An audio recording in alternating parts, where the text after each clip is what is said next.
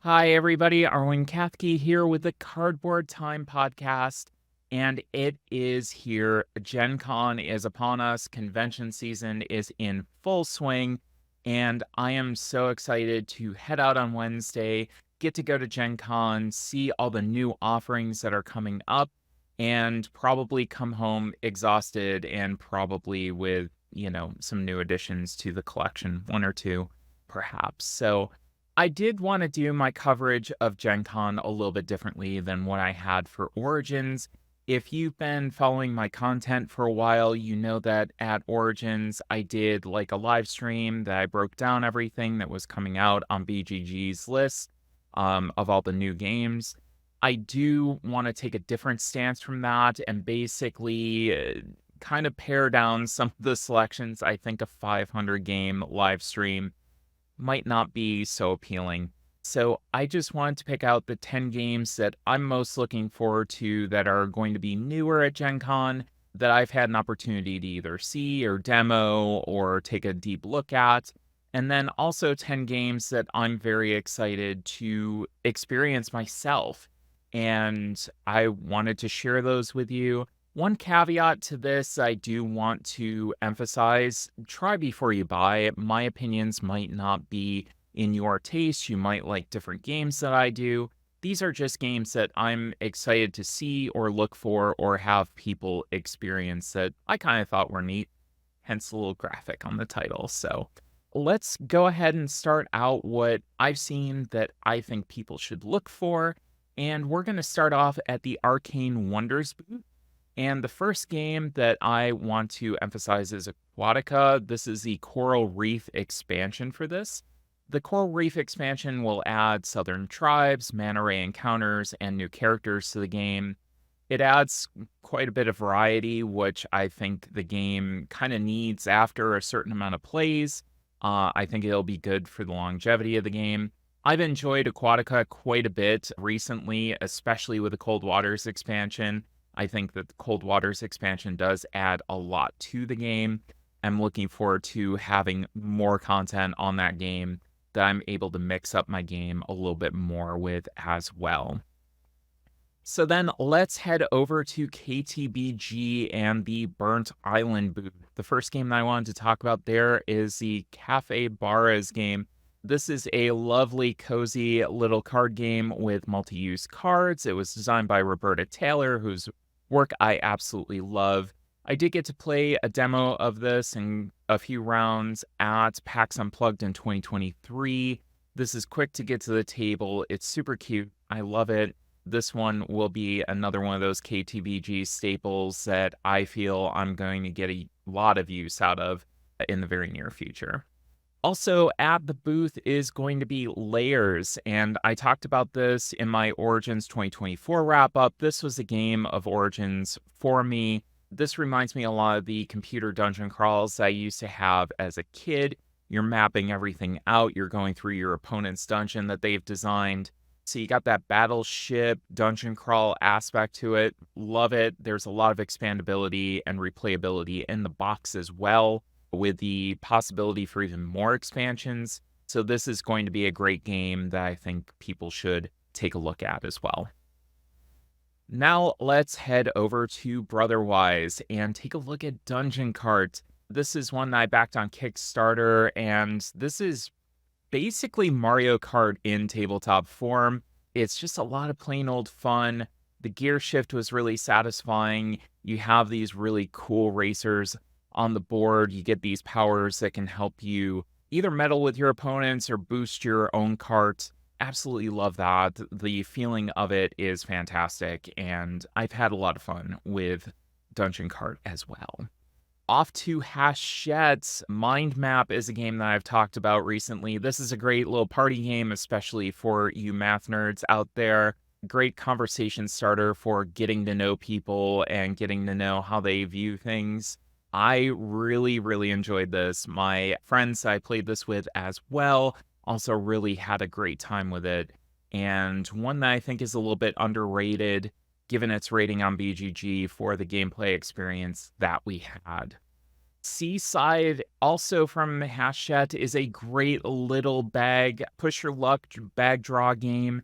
Super portable, perfect for the pub or coffee shop where you have that limited amount of space. The little discs that you're going to be pulling out are super satisfying, super chunky, small footprint. The way that the tokens interact with each other is super clever, and I really enjoyed this. I don't have my own copy of it, but I'm looking forward to picking up a copy in the very near future. This is one that I definitely want to add to my collection. And off to North Star. Nature is kind of an evolution for Evolution for those of you who have played Evolution. Streamlined gameplay, you've got a lot of good combo potential. The modules add a lot of customization and spice to the game as well. This is going to be coming to crowdfunding, but you might want to take a look at it. At North Star's booth. Having a preview of it is going to help out your decision whether or not you want to back it as well. I think people will enjoy this one. Off to the Kess booth and Luffy's Bento Panic. This is a great bluffing party game that really gets the energy of the table going. It's very easy for newer gamers to pick up, and it's kind of a form of take that I actually don't mind. It hits that balance very well. It's cute, it's fun, it's easy to teach, and I had a lot of fun with this one at Origins. And off to the Op, Gnome Holo. I played this at Origins 2024. This feels like the basic Carcassonne, but with some worker placement. You have very whimsical art and set collection. Everything kind of comes together in a very well-produced, well-designed package. And the magnetic player boards are so satisfying and way more utilitarian than you might think. You can actually turn them over and flip them over. I enjoyed seeing that and playing with that. I think we need more magnetic player boards in our lives, to be honest. And then finally, Devious Weasel, the expansions to Cosmic Frog. And let's be honest, it's more Cosmic Frog. I love Cosmic Frog. One of my favorite games. Didn't quite hit that top 20 list of mine, but I need more of it in my life. These packs add, additional cards for the base and Find Muck expansion as well. If you haven't played Cosmic Frog, what are you waiting for? Okay, so let's get to those games that I'm excited to check out that I haven't had a chance to take a look at in depth. The first one is going to come from Alley Cat Games, and this is Ahs Dream.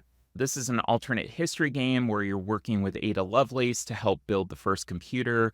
It features a dice rondel and literal engine building. It looks to be a very heavy game, but features a woman inventor. How can you go wrong with this? Looks to be great. I'm very interested in this one. The next one is Indigenous Action and Burn the Fort. Now, I do have a copy of this on the way. I actually have 4 copies. I split this with my friend Zoe, and we got 4 copies coming to us. It's a semi-cooperative game about Indigenous resistance and stopping colonial invasion. Everyone starts an alliance. You can break that alliance off. The designer of the game, Klee, unfortunately passed away during fulfillment, but their wife, Princess, is currently handling the distribution and the convention promotion as well. So I'm excited to talk with her and hopefully get this game into my hands soon, because I've been excited about this for a while. And then off to Arcane Wonders. Back there, a couple of games that I'm looking forward to. Their Foundations of Metropolis being the first. This is a scaled down production of Foundations of Rome. And kudos to the Arcane Wonders team for going and making this more accessible to more people. I've heard a lot of great things about it, but the price point of Foundations of Rome is definitely high due to its very, very lovely production. So I've been interested to try this for a while, but just haven't had the opportunity to get it into my hands, and looking forward to that. And as well, I'm looking forward to Metzen. I did talk about this one in my wrap-up video for Origins. Gorgeous artwork. It's a puzzly abstract, a lot of strategic depth, different theme than what you see on a lot of different games. but I do like a good abstract every once in a while, as long as it has kind of a good thematic shell on top of it. And let's head over to Paverson Games. Luthier is a worker placement game about crafting musical instruments. I'm a huge fan of Distilled. This looks absolutely gorgeous. I'm excited to see what Dave Beck and their team was able to do with this theme. Love these music theme games as of late. You had Lacrimosa and now Luthier. Looking forward to playing this. Let's head off to Devere. Rock Hard 1977 was designed by Jackie Fox of the Runaways, who incidentally was also a 4-time winner on Jeopardy! This is a worker placement game. Trackers designed like amplifier knobs, and they do go to 11, which I thought was a fantastic little detail. Being designed by Jackie Fox, she knows rock and roll. She's been on the road. I'm excited to see this experience and get her perspective on it as well. Now let's head to CGE, and this is a separate room aside from the convention hall, so not in the main convention hall. They have their own room. And I wanted to point out SETI. This is a game about searching for alien life, utilizing real life and emerging technologies. There's a central 4-layer game board that rotates to change up planetary positions, which is very satisfying, very cool mechanically. Nice to have a game that is more focused on science and destruction.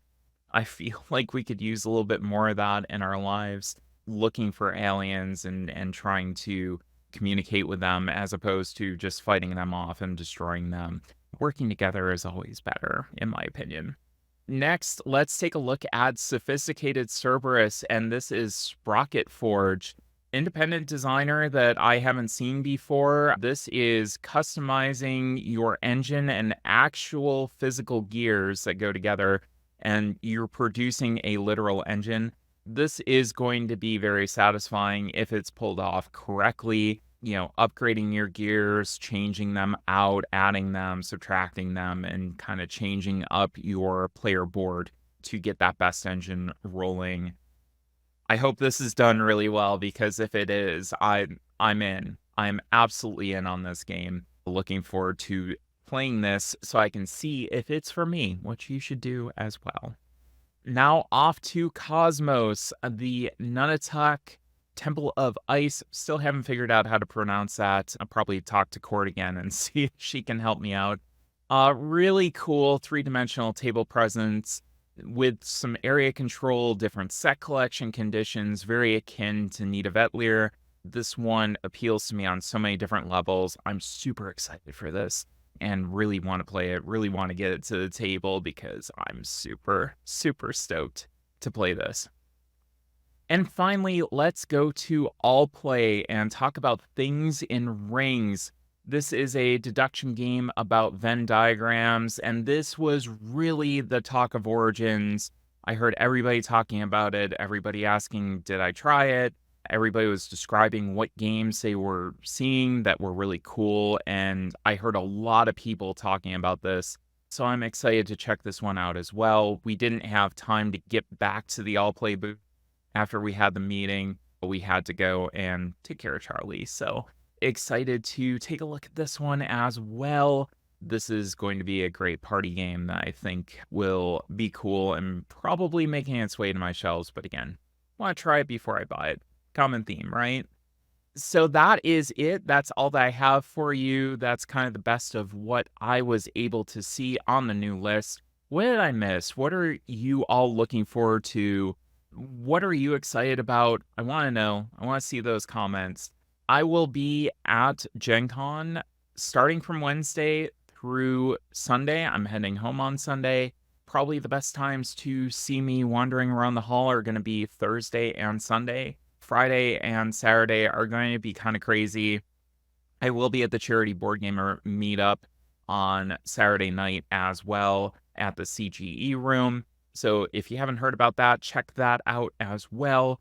But yeah, I'm excited to go to Gen Con. I'm nervous I'm going to forget something or mess something up or whatever. But roaming those halls, trying games, doing meetings, and ultimately seeing what's going on. Looking forward to talking about it on the ride home and then doing that video once I do get home for that wrap up. So I hope to see you there. If you're heading off to Gen Con, let me know. Let me know what you're excited about. I want to hear so that I can take a look and I can be excited about what you're excited about too. So until we see each other at Gen Con or I see you after Gen Con, I hope you have a great convention. Hope you have some activities that you're planning if you're not going.